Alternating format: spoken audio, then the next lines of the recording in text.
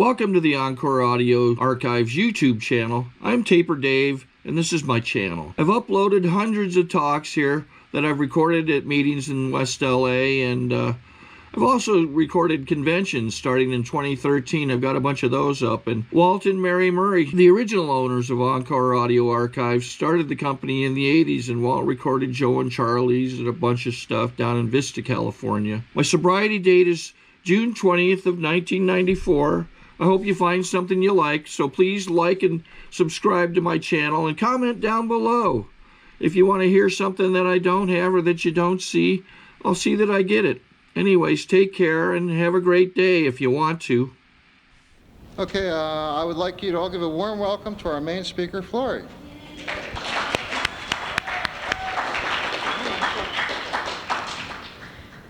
Hi, I'm Florrie, and I am definitely an alcoholic. Hi. I'd like to thank Faith for asking me to speak here, even though I hated her all day today, until this very second, because I've been obsessing on speaking. I don't know, as time goes by, it's harder and harder for me to speak because I don't know anything. And I used to hear people talk about that from the podium, and I really didn't understand what it meant. But I seem to know less and less as the time goes by. Also, I'd like to welcome Eric, who took a newcomership tonight, my son. I just can't tell you how much it means to me to see him here in this room tonight. You know, it was one of my dreams when I came in to be in AA with both of my children. And so it really touches me in a deep way. And I'd like to congratulate the 13-year birthday. Happy birthday. And also thank Ned for sharing before I did. I wish that he had kept talking a while longer, but anyway, as I said, I'm Florrie and I'm an alcoholic, and I was watching the Oprah program today, and it was her annual Mother's Day program. And she had all these children on, older children that were, you know, like adults, who were honoring their mothers in some way or another. And because, you know, they wrote things in and about how wonderful their mothers were, how they supported them during the growing up years. Some of them were adopted, and, you know, it was all very, very touching.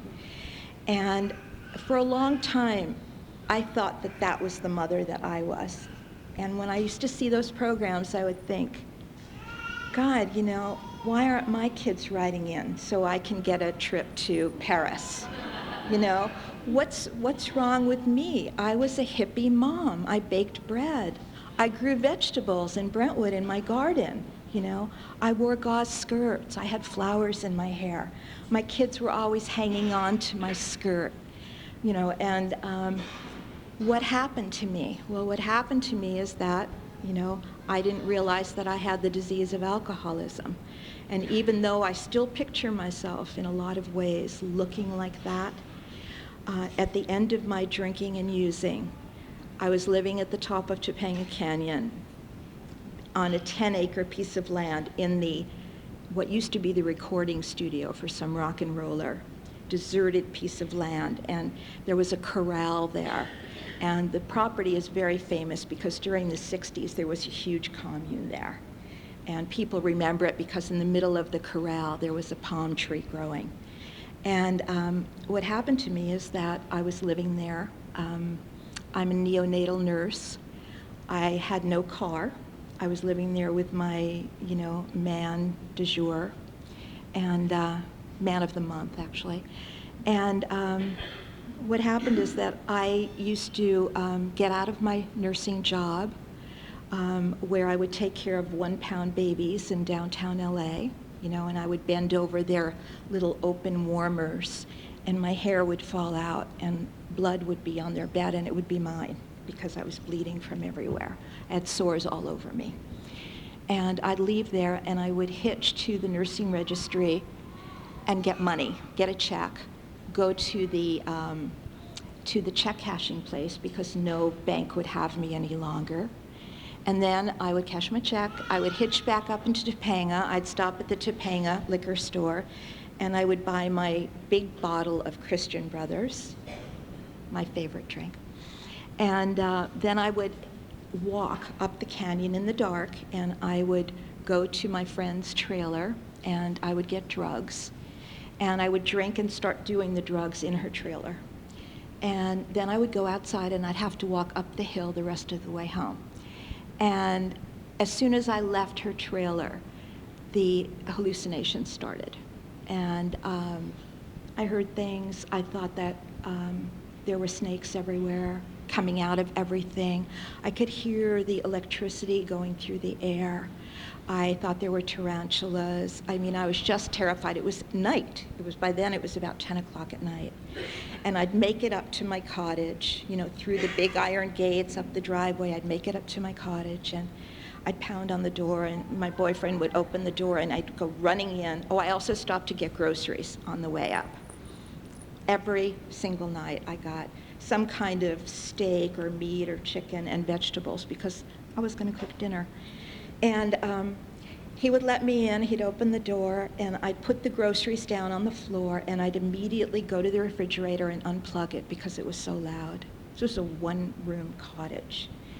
I got the quilts, stuffed them up the flue of the fireplace because the sound of the air rushing up there was just overwhelming to me.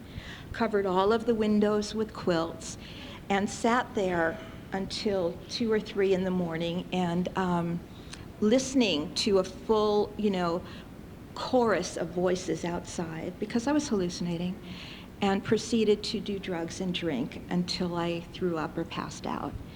And I was one of those drinkers that, you know, I threw up in a cup. I was drinking always from a cup so nobody would really know, you know, that I was drinking. I threw up in the cup and I'd drink it. And that was me. You know, I was really couth, very much a lady.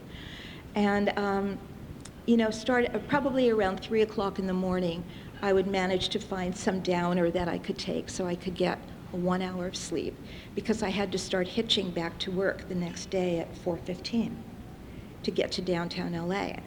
So I would hitch down to Topanga. I'd walk, get to the road, try to hitch, get to the PCH, and I had my thumb out, and I was 47 years old. And I rode with some unbelievable people at those hours of the morning.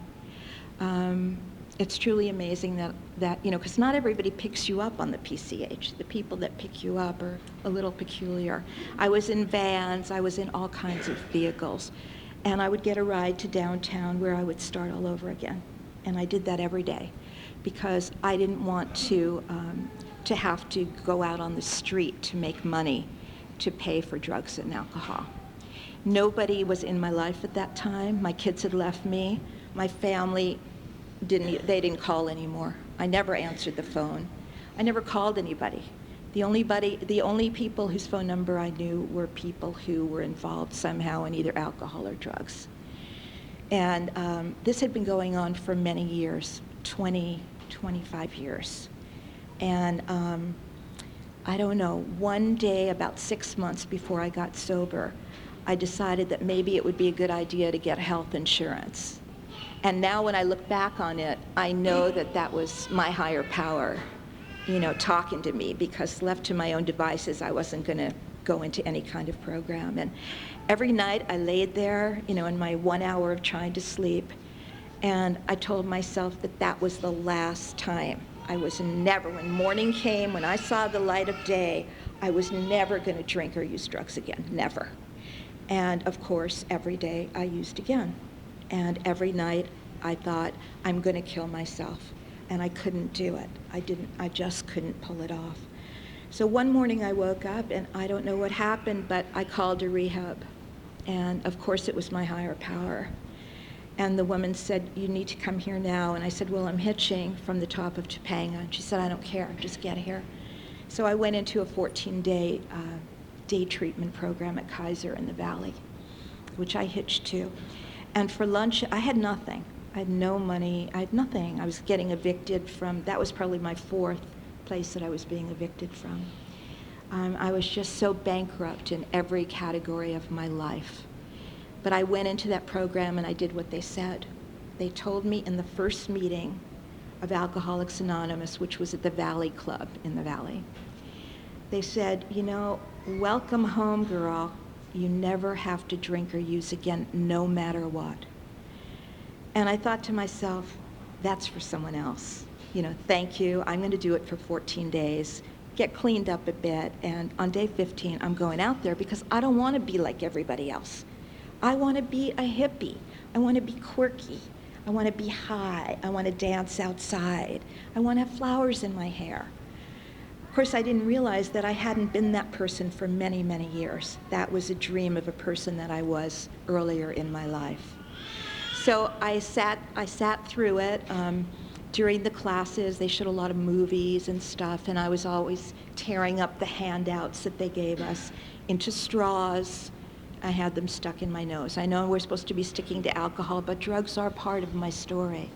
And I had these big paper straws stuck up my nose during my 14 days at Kaiser.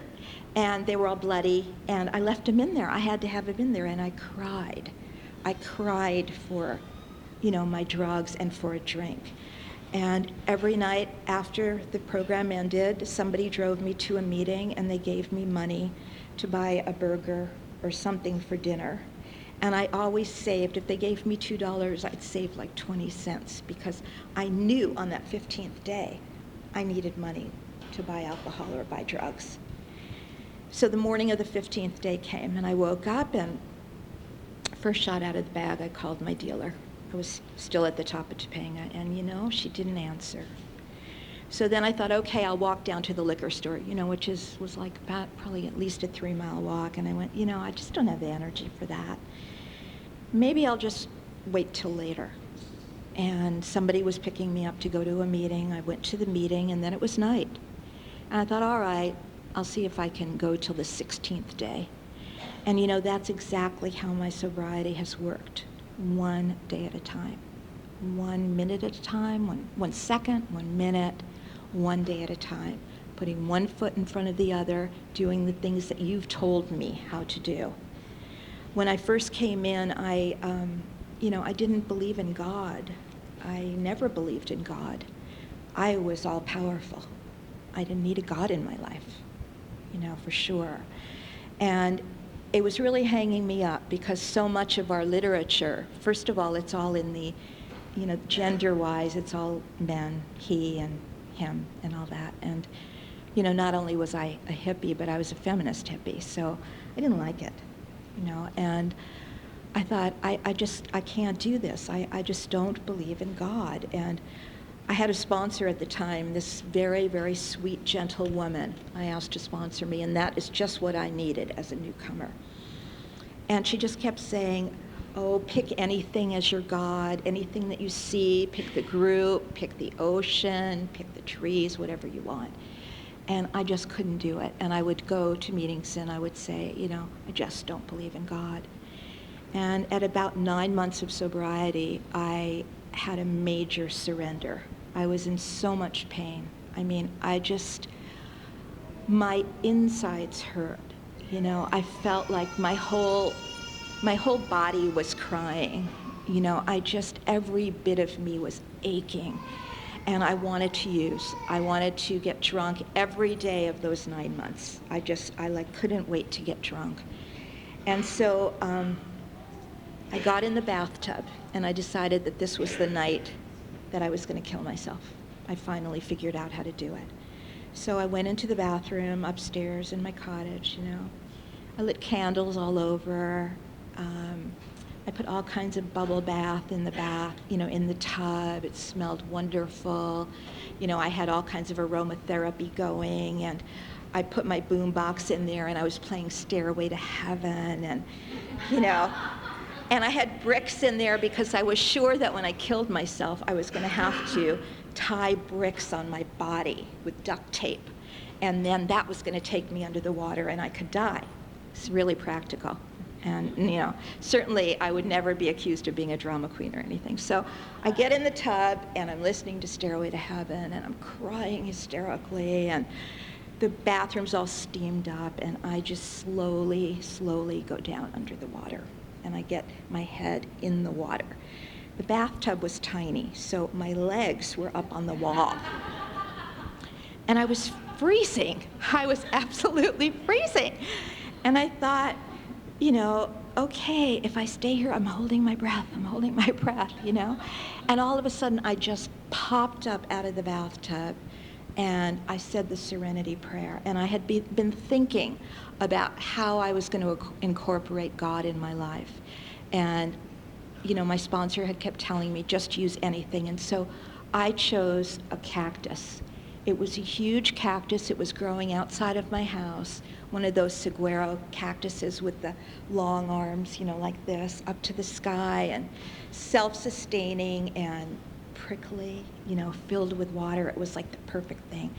And so instead of saying, God, grant me the serenity, I, of course, said, cactus, grant me the serenity. And that became my higher power.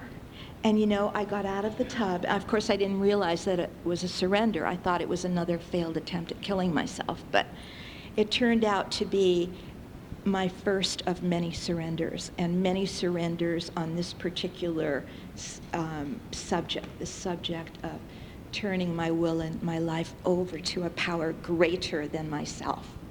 And so I got out of there, and I really started working the steps of the program after that. I realized that I couldn't do it alone.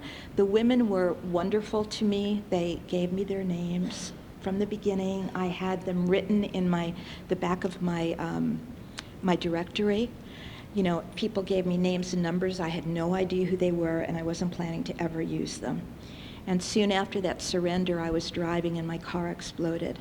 I had actually gotten an old car, and the engine exploded, and I didn't know what to do. I was so unable to function in life. And I didn't have anything with me. I took out that directory, and I stood in a phone booth in the valley, and I started calling the names on that list. And I got some woman finally answered. It wasn't an answering machine. And I said, my car, it exploded. I have no money. I don't know what to do. And I don't know who she was. But she talked to me. She said, you know what? It's okay. It's okay. Okay, your car exploded. Let's think about what we can do. And she came there. She came there, and she helped me get my car fixed. And she made sure I got home. And she called me and called me and called me. And I started to realize what it was about to, forget all those old numbers that I knew and start reaching out to people who had walked the steps before me. It's been a slow process for me. I want everything really fast. I don't really want to work for it. Like when I was first sober, I used to count my sobriety in minutes because that seemed so much larger than counting it by days or by months. So I could tell you exactly how many minutes I had sober, and it was a huge amount. And it made me feel really good, like really powerful. Anyway, my higher power has evolved. I prayed to cactus for many, many years. And then I decided that I was at the beach meeting, which is a meeting that I used to really love on Sunday mornings at Rose Avenue. And I was looking out over the ocean and at the sand and the dolphins. It was one of those days. And I thought, truthfully, that's my higher power. My higher power is Mother Earth. So now I pray to Yo Mama. And I insert her in everything that I read, Yo Mama. And Yo Mama has a visual now. She is this hippie chick, and she's got on a chiffon gown, but it has tie-dye on it. She's got long hair with flowers in it. And she hovers above us, right now, she's here. She just hovers back and forth. She's got really long arms. And I ask her often if I can just crawl up in her arms.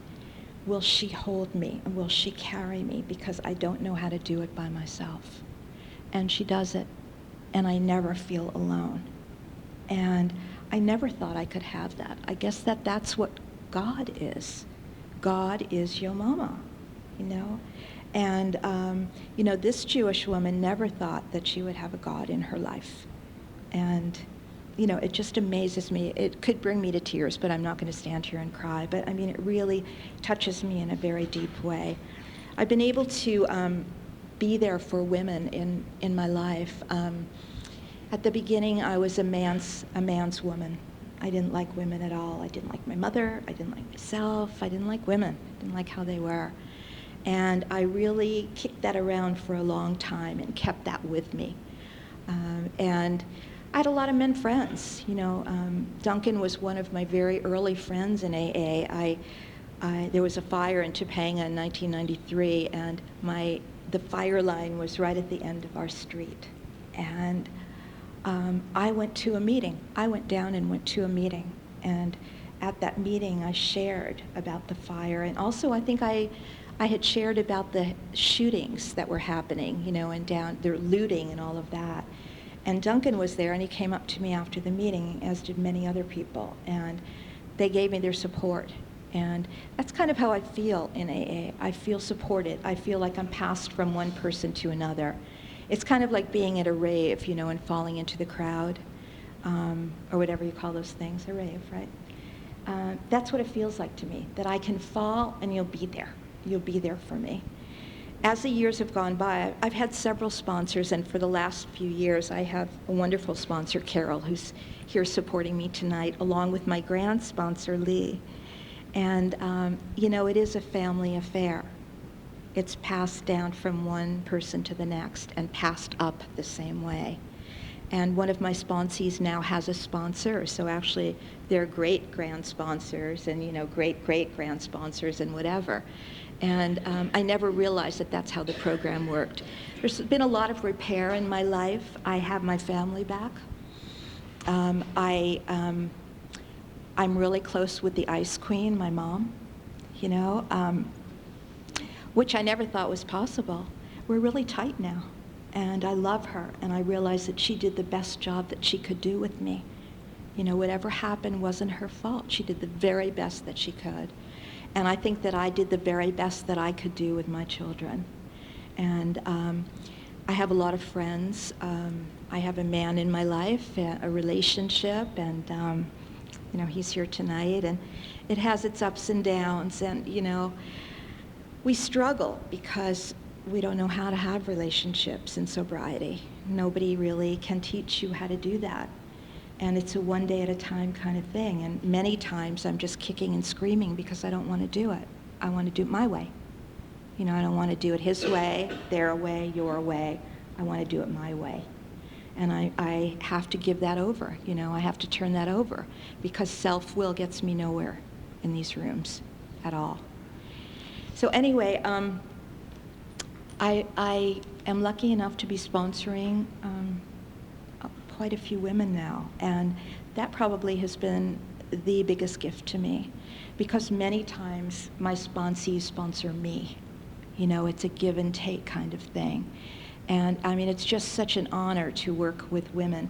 This last weekend, well, let me go back a bit. About 2 years ago, I was really sick. I contracted AIDS during my sobriety, and I got stuck by a needle at work. And I've been able to walk through that without having to drink or use. I'm really, really healthy today, but it's been a journey. And if you had told me before that I could live my life this way and not drink and use over something that's big like this, I would have said, oh, you're crazy. But it's been shown to me that I can. And what happened is that I was in bed for a long time, really sick, trying to get on the medication and whatever, and being allergic to it, and being in the hospital and all kinds of stuff that I really never wanted to do in my life. And the women came to me, and they brought a meeting to my house. That was 2 years ago. And the meeting is still going on. This weekend, 13 of us from that meeting went on a retreat in the mountains. We rented a beautiful house. We all went together, we cooked, we did the steps of Alcoholics Anonymous there, we hiked, we laughed, we lit candles at night and just sat by candlelight. We had a prayer circle outside. We found this kind of circle of rocks that looked kind of, I don't know, American Indian or Native American. We sat in there and we prayed, and we had a regular circle, where we had the wind and, water and, symbols of everything. And One of my sponsees was able to do her 5th step. She read me her 5th step up there, and then we went into the circle, and we burned it in the circle. And while we were burning it, people were passing sage, lit sage over her to help cleanse her. And it was so spiritual. And I love it. I love it. I love feeling that in my heart and in my soul, that I can be a spiritual woman and that I can have dignity in my life. You know, I didn't have much dignity before. You know, dignity to me was like having the best drugs and, you know, being as drunk as possible. That was dignity. You could call me and I'd get it for you. And, you know, today my life is just, it's filled with people, and my son is back in my life, my family, my friends, and I was a little bit late tonight, which I don't like to be, but I went to have dinner with my best friend who is leaving tomorrow morning. She and her husband and her little boy, who's 19 months old, who is, you know, I'm his auntie. They're going to Lake Tahoe. They're moving. And today I was in their house, their empty house, and that little boy, I mean, he's like a grandson to me, and she's like my sister. And we were able to hug each other and cry, and we know that we'll see each other again.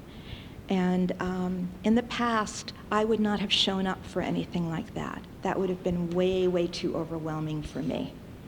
So I've learned a lot here. And you know, what's helped me is working the steps by my, you know, with my own sponsor, and working the steps with the women that I sponsor. And all of the answers to daily living are in the big book of Alcoholics Anonymous. No matter what our problem, the answer is there. And it's just a question of, you know, giving it up, just giving up our self-will and going, I know it's in here, I can have it in my life. And I don't know, I just, you know, I'm so amazed because I never wanted to belong to a group. I never was a PTA kind of, you know, soccer mom, you know, join in, you know, do the cooking for the Little League and, you know, all that kind of stuff. I showed up for my kids, but I never wanted to be part of that group. And now all I want is to be part of the group. You know, I don't want to stand out anymore. I don't want to be different. Instead of looking for the differences when people are up here speaking or when I talk to people, I look for the similarities, and that's a tremendous change. I try to remember that the reason that I'm standing here tonight is for the newcomer. The newcomer is the most important person in any of these meetings. We were all newcomers once, and the newcomer tells us how it is out there today, you know. And often when I think, oh God, you know, I've been sober for 10.5 years, you know, I haven't tried ecstasy yet. And that's kind of what I've been kind of into that recently. Like, I was out with somebody that I really, really admire, and the person's a normie, you know, and we went out and we were having dinner, and we were sitting in one of these cozy couch-like tables, you know. He was sitting here and I was sitting here, and I know he has a drink from time to time. We've been friends for many years. And he'd ordered this apple martini. He ordered an apple martini. He comes to the table. It's this gorgeous martini glass, and the liquid is green, and the glass is frosty, and there's a slice of sour apple on the top. And you can smell that apple, and I'm going, oh, George, what is that? He goes, oh, it's a sour apple martini. And I said, oh, it just smells so good. Can I smell, you know, do you think I could like smell it a little closer? So he hands me the glass, and I'm just sitting there, and I'm going, this is heaven. I've never tasted one of these. And he said, well, why don't you just eat the fruit out of it? And I thought, you know, I've been drunk a lot of times eating the fruit out of stuff, but I wanted it. I wanted it so badly, you know, and I thought, I've never had one of those. Why can't I have one? Well, the reason I can't is because tomorrow I'll be putting needles in my arms if I have a you know, apple martini tonight. He had 3 of them. I hated him. you know. I waited a couple days and I called him up and I said, you know, that was really a low thing for you to do to me. But that's how I am, you know. My mind says, oh, yeah, you can have one. My mind says, you haven't tried this drug, or, you know, I'll see, you know, Bailey's on TV, or, you know, or in a magazine ad, and I go, wow, that looks so delicious. I never tasted that. And, you know, my alcoholic thinking tells me that it would be okay. And so if I didn't have all of you, if I didn't have the meetings, if I didn't have a sponsor, if I didn't have my bank, my AA bank filled with the program, I might go for it, you know, but I try to make sure that my bank inside of me, that part inside of me that can empty out, I try to keep it filled up with program of one sort or another. And I've also, you know, learned through having a relationship in this program that I have to stay out of other people's business and other people's programs. Everyone seems to do it their own way, and, you know, I'm judgmental. I really am. You know, and I want to fix it. I want to tell them that the right way is to do it another way. The right way is to do it my way. Don't they know this? Certainly my partner knows this about me, you know, and I'm learning to stay out of it and just let things be. Recently, in the last 6 months or so, I've been taking a meditation class, and I'm a person that couldn't sit still for 1 second. You know, I was just jumping up and down all the time, just so hyper. And I'm taking a meditation class, and it's an hour. And there's this wonderful tape that plays, and bells go off on the tape. That's it. Dong, dong, dong. And at the beginning, when I first heard the tape, I thought I heard the bell, and, you know, my eyes were closed, and I was sitting in the proper position, and, you know, the outside looked good. And my mind is like, I'm going, is there going to be another bell? What do I do? What do I do if there's no bell? And finally, I was able to relax. You know, I was able to have some faith and know that the next bell is coming. I have been faithless for a long time. You know, I can't sit quietly and just wait for a sign. I want it when I want it when I want it. And it was really uncomfortable for me. And by the end of the hour, I was just sitting there completely relaxed, and I knew, oh yeah, the next bell's going to come. Yes, it's going to come. It's going to bring me back into this room.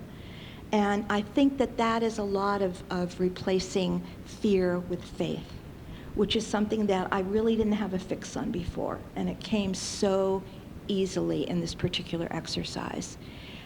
So my whole, you know, my life is changing. I think that, you know, for me, my other son is getting married, and my younger son, and his wedding is going to be in July. And I never in a million years thought that I would be alive for, you know, to be present for my son getting married, for my both sons to be sober.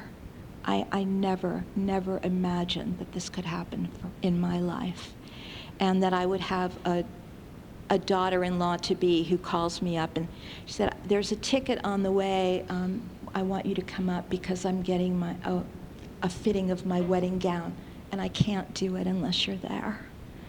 You know, these are like gifts. These are gifts of the program, that I can go out in my garden and there are actually flowers growing on all the plants. There are flowers. It's beautiful. It's lush. It's full, as my life is. You know, Yo Mama is with me all the time. She especially hovers in my garden. And for me, I'm not a traditional prayer. I can't get on my knees. I don't know why, but it just doesn't seem right to me to get on my knees. But I am on my knees when I'm in my garden. When my hands are in the dirt, I am on my knees. Even on my porch, I'm down there, I put the flower pots all down, and, you know, I'm down there getting dirty. And I make contact with her at that time. And I feel small, and I feel taken care of. And I think that that's what it's all about. And I know that, you know, I've been thinking a lot about step 12 and how it's important for all of us to carry the message to the alcoholic that's still out there using. And I know that when there's quiet time in the meetings and, we think about the alcoholic that's still using, at the beginning I didn't really understand what that meant. I thought it meant that I should be happy that I'm no longer using. And now I can really pray for the person that's still living in that hell, that's still out there. And it's really important for me to remember that today. So anyway, I really don't have very much more to say except that, truthfully, I don't know. I listen to those rock and roll songs still because I'm such a rock and roll mama still. I'm never going to get over that, And, there's that Eagles song, Desperado, and, it says, in it that, you better let somebody love you before it's too late. And that's kind of what this is all about to me. I want to let somebody love me until I can love myself, and then I can give that love to the next person. So thank you all for being here so I could share my story.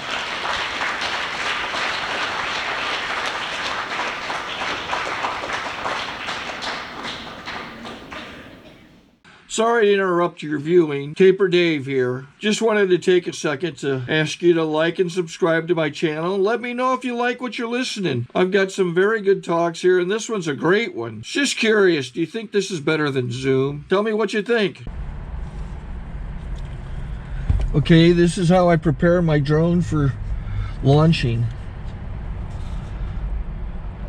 I like to do it inside the cab of my truck so I'm not standing outside in the weather. To install the joysticks for control, up and down, right and left, powered on. I have an Android phone that I use to connect it to the drone with. And it's actually controlled through the iPhone, through an app. Oops, wrong way. It's actually controlled through the iPhone, or through this Android phone, through the app. It's actually controlled through the Android phone, through an app, and you connect it through this short connection right here.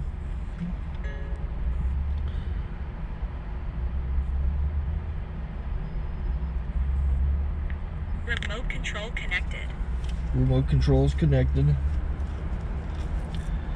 So I pull out the drone. I have to extend the legs. Long legs extended first, then the short legs. Remove the gimbal protector. Set that aside, then power it on one short burst and one long burst. I lay it down. So I have to go to calibrate.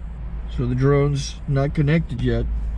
It shows you here as this drone gets disconnected, even though the remote's powered on. So the drone has to establish it's connected. So I go into the app to calibration mode.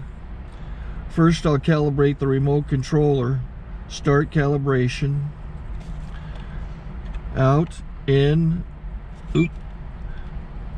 out, in, up, down, and then this little wheel is to control the gimbal.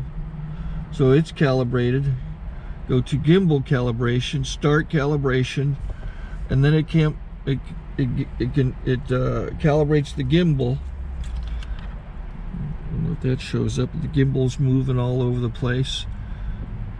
Changes, you can see it on the video. And I'm calibrated to take off. It's acquired 7 satellites at the moment. There are 26 satellites up in the sky, which it has to acquire before you can take off. So it's connected. It's got enough satellites. This is white. I can go to press this little arrow button, swipe right to take off, and it would start the motors if I slid this to the right. but I'll wait till I get outside. Don't want to do it inside.